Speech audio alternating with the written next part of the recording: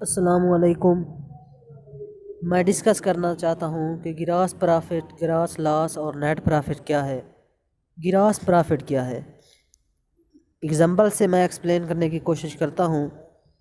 ایک جو چیز ہے ہم نے خریدی ہے 2000 کی، ہم نے وہ بیچی ہے 4000 کی، تو ہمیں جو پرافٹ ہوا ہے وہ ہوا ہے 4000 کی خریدی ہے، 2000 کی خریدی ہے، 4000 کی بیچی ہے، تو 2000 جو ہے ہمیں کیا ہوا ہے؟ پرافٹ ہوا ہے۔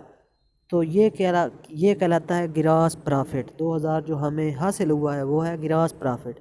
اب جو ہے فار ایگزامپل اگر ایک چیز ہم نے خریدی ہے 3000 کی، وہ ہم نے بیچ دی ہے 2500 کی، تو یہاں پر ہمیں 500 کا نقصان ہوا ہے، تو اس وجہ سے اس کو ہم کیا کہتے ہیں؟ گراس لاس۔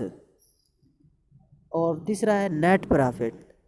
اب جو ہے نیٹ پرافٹ تھوڑا سا سمجھنے والا ہے کہ فار ایگزامپل سے میں ایکسپلین کرتا ہوں۔ ایک چیز ہم نے خریدی 3000 کی اور ہم نے جو ہے وہ بیچ دی ہے 4000 کی، تو یہاں پر ہمیں جو منافع آ رہا ہے، جو پرافٹ گراس آ رہا ہے وہ 1000 ہے۔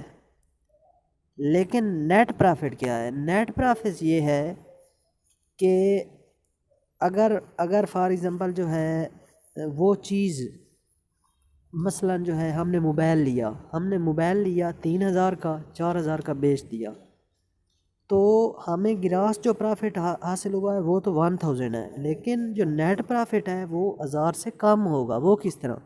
فار ایگزامپل آپ جب بیچنے گئے تو راستے میں آپ نے پٹرول کے پیسے بھی دیے جس گاڑی پر گئے۔ فار ایگزامپل اگر اپنی گاڑی پر گئے تو پٹرول آپ نے خرچہ کیا، اسی طرح آپ نے راستے میں روٹی کھائی، یا جاتے ہوئے آپ کا کوئی جناب ٹائر پنکچر ہو گیا تو وہاں پر آپ کو پیسے دینے پڑ گئے، تو اوورآل جتنا بھی آپ کا خرچہ ہوا وہ ہم اس فار ایگزامپل 200 خرچہ ہو گیا آپ کا جاتے ہوئے، تو آپ کو جو نیٹ پرافٹ آئے گا وہ تقریباً 800 آئے گا۔